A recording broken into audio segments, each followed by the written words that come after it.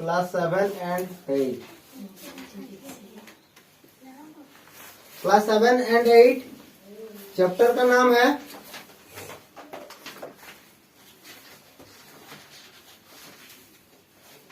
प्रकाश, English में कहते हैं लाइट। अब इसका हम लोग देखते हैं मेन पॉइंट। परावर्तन तो हम लोग जान गए थे कि इसको कहते हैं परावर्तक सतह। इधर से आपतित किरण आएगा और इधर से होकर परावर्तित हो जाएगा। आने का ये किरण को दिखा रहा है, इसको कहेंगे आपतित किरण। क्या कहेंगे? आपतित किरण। और ये यहां से कहीं टकराया, टकरा कर फिर वापस चल गया, इसको कहेंगे परावर्तित किरण।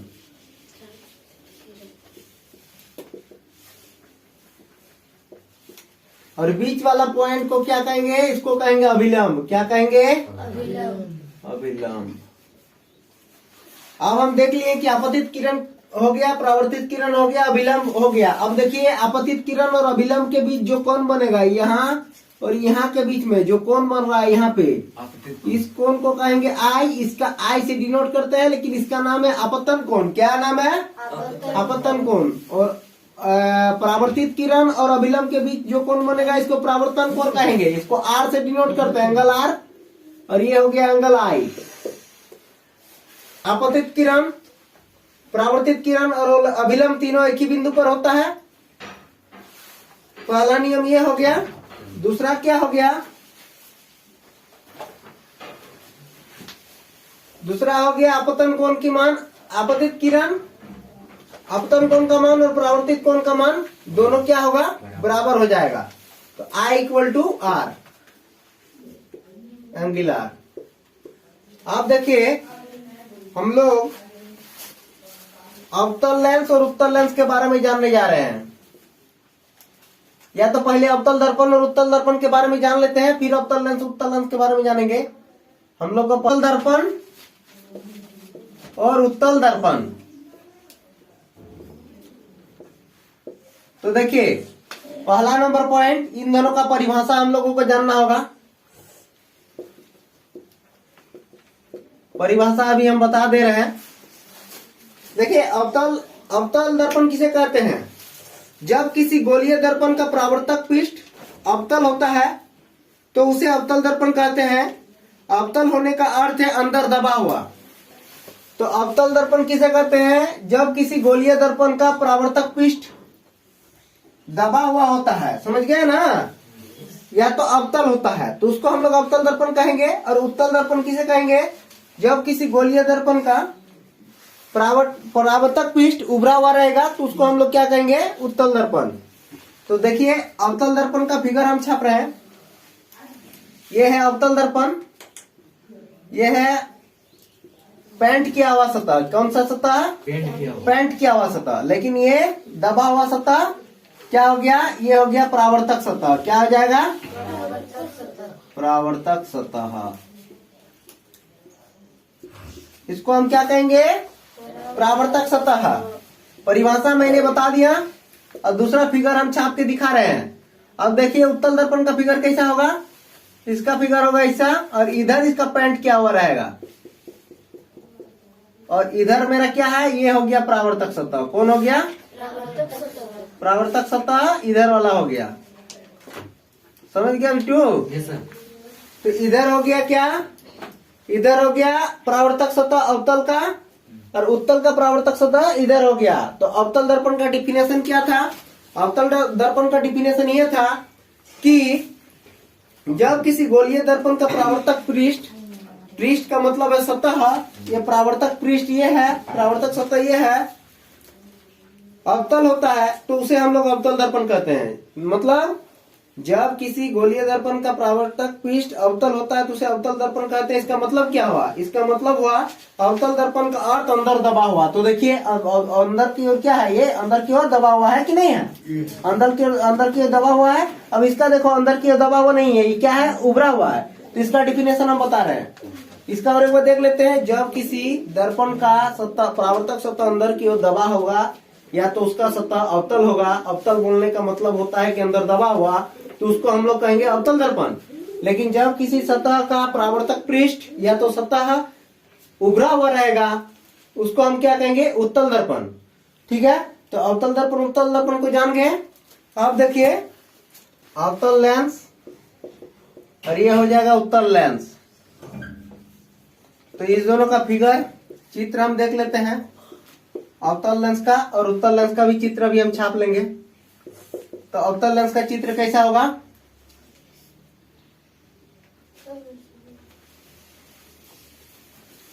अवतल लेंस का चित्र कैसा होगा, अवतल लेंस का चित्र ऐसा हो गया और उत्तल लेंस का चित्र कैसा हो जाएगा, ये उत्तल लेंस का चित्र है। ठीक है, इसमें क्या है, ये परावर्तक सतह इधर से जाएगा, तो ये क्या करेगा, यहां से जाने के बाद इसको मोड़ देगा, जाने के बाद मोड़ देगा, इधर मोड़ देगा, माने इधर से आ रहा है किरण और इधर निकल जा रहा है। क्या कर रहा है, फैला रहा है। ये क्या कर रहा है, किरण सब फैला रहा है। अब इसका 2 नंबर का देखिए चित्र, इसमें क्या हो रहा है, किरण आ रहा है। अब ये किरण क्या हो रहा है, मुड़ जा रहा है, कहीं एक बिंदु पे जाके मिलेगा। ये क्या करेगा, एक बिंदु पे मिल जाएगा, एक बिंदु पे मिल गया, यहां जाके मिल गया। ठीक है, तो ये क्या करता है, अवतल लेंस। अवतल लेंस का फिगर ये है, उत्तल लेंस का फिगर ये है। ये क्या करता है, बाहर से आने वाली किरण को, कहीं से भी स्रोत से आने वाली किरण को फैला देता है। तो फैला देने को क्या कहते हैं हम लोग, इसको अभी हम लोग जानेंगे। और ये उत्तल लेंस जो है, ये क्या करता है, एक जगह मिला देते हैं, इसको क्या कहते हैं। तो देखिए कोई भी चीज को यदि फैला दिया जाता है तो उसको कहते हैं अपसारी। क्या कहते हैं, अपसारी।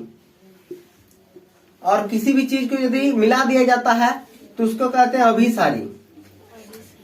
तो इसीलिए अवतल लेंस को अपसारी लेंस कहेंगे और उत्तल लेंस को क्या कहेंगे, अभिसारी लेंस कहेंगे। क्यों कहेंगे, क्योंकि ये जो अवतल लेंस है, ये बाहर से आने वाली ऊर्जा स्रोत को लेंस से जब गुजारते हैं तो दूर दूर तक फैला देते हैं और अपना कुछ एंगल से फैलते जाता है।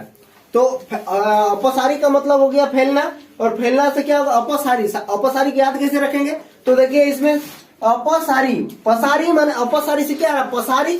तो पसारी का मतलब होता है फैला देना, पसारना मतलब फैला देना। तो हम इससे जान गए कि अवतल लेंस क्या है, पसारी लेंस है। याद रखिएगा क्या है, अपसारी लेंस है। कौन, अवतल लेंस। अब उत्तल लेंस देखिए, उत्तल लेंस को कहेंगे अभिसारी। सभी किरण को एक जगह पे ले जाके 1 पॉइंट पे मीट करा देगा, तो जिस कारण हम इसे कहेंगे अभिसारी। अभिसारी। इसको क्या कहेंगे, उत्तल लेंस को अभिसारी। उत्तल लेंस को क्या कहेंगे, अभिसारी। एक बिंदु पर मिलाने को अभिसारी। और इसका देखिए एक छोटा मोटा सा ट्रिक दे रहे हैं। जैसे देखिए अभी में यह गोल बिंदु है ना, अभी में गोल बिंदु है, तो यह बिंदु पे मिला देगा सबको, समझ में आ जाएगा, अभिसारी। जैसे अभी लिखिएगा, भौ याद आएगा, भौ में गोल होता है, मतलब एक जगह पे मिलाएगा। तो एक जगह पे मिलाएगा, कौन लेंस मिलाएगा, उत्तल लेंस मिलाएगा। अब समझ में आ गया, अब कोई दिक्कत होगा, अवतल लेंस उत्तल लेंस में जो दिक्कत था वो कंफ्यूजन दूर हो गया। तो हम क्या किए, ये अवतल लेंस का फिगर, ये उत्तल लेंस का फिगर, ये अवतल दर्पण का फिगर हो गया, ये दर्पण का हो गया अवतल दर्पण, और एक को इधर देखिए, ये उत्तल दर्पण का फिगर हो गया। ये कौन दर्पण का, उत्तल दर्पण का। इस प्रकार अवतल लेंस, उत्तल लेंस और हम लोग का अवतल दर्पण, उत्तल दर्पण चारों का कंसेप्ट क्लियर हो गया आज। अब देखिए और एक चीज, यहाँ पे हम अवतल लेंस का उपयोग कहाँ करते हैं। ठीक है, मान लीजिए बुढ़ापा में किसी का नेत्र, बुढ़ापा में क्या आजकल सब समय में हो जा रहा है, किसी का नेत्र लेंस खराब हो जाता है, तो कौन सा लेंस लगाएगा। मान लो कोई निकट का देख सकता है, कोई दूर का दे सकता है, कोई ऊपर नीचे दोनों का नहीं देख सकता है, किसी का अबिंदुकता हो जाता है। 4 प्रकार के दोष होता है, निकट दृष्टि दोष, दूर दृष्टि दोष, उसके बाद होता है ज्यादा दूरदर्शिता, और एक होता है अबिंदुकता। यदि किसी का निकट दृष्टि दोष हो जाता है, इसका मतलब यह होता है कि वो निकट की वस्तु को देख पाएगा, दूर की वस्तु को नहीं देख पाएगा। निकट की वस्तु को देख लेता है, इसलिए उसको निकट दृष्टि दोष कह रहा है। ठीक है ना, इसमें ये नहीं समझना कि निकट का देख पा रहा है तो निकट दृष्टि दोष का है बोला, दूर का नहीं ना देख रहा, दूर दृष्टि दोष होना चाहिए था, लेकिन नहीं। इसमें आप लोग को ही याद रखना है, निकट का देख पाएगा तो निकट दृष्टि दोष, दूर का देख पाएगा तो दूर दृष्टि दोष, क्योंकि दूर का देख पाएगा सामने का नहीं देखेगा, तो उसको दूर दृष्टि दोष। और निकट दृष्टि दोष का मतलब निकट का देख पाएगा लेकिन निकट का देख पाएगा लेकिन दूर का नहीं देख पाएगा। अब दूर दृष्टि दोष में क्या हो गया, दूर का देख पाएगा लेकिन निकट का नहीं देख पाएगा। और सबसे बोलता है 25 सेंटीमीटर ये स्टैंडर्ड है।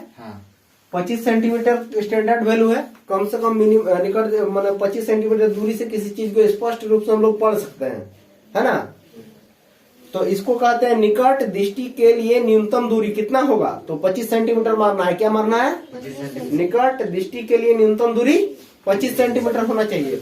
और निकट दृष्टि दोष के लिए अवतल लेंस और दूर दृष्टि दोष के लिए, निकट दृष्टि दोष के लिए ऐसा लेंस लगा देगा आंख का चश्मा में, और दूर दृष्टि दोष माने दूर का वस्तु को देख पाएगा निकट का नहीं देख पाएगा, तब ऐसा बना देगा ताकि क्या करेगा, दूर की वस्तु को एक जगह पे फोकसित करे सामने में। ठीक है, तो इस प्रकार हम लोग देख लिए अवतल लेंस उत्तल लेंस। अवतल लेंस को अपसारी कहते हैं और उत्तल लेंस को क्या कहते हैं, अभिसारी लेंस कहते हैं। अब अवतल दर्पण उत्तल दर्पण भी देख लिए। आज का क्लास यहीं तक। इतना कंसेप्ट आप लोगों को बहुत अच्छी तरीके से समझ में आ गया होगा। चलिए, थैंक यू।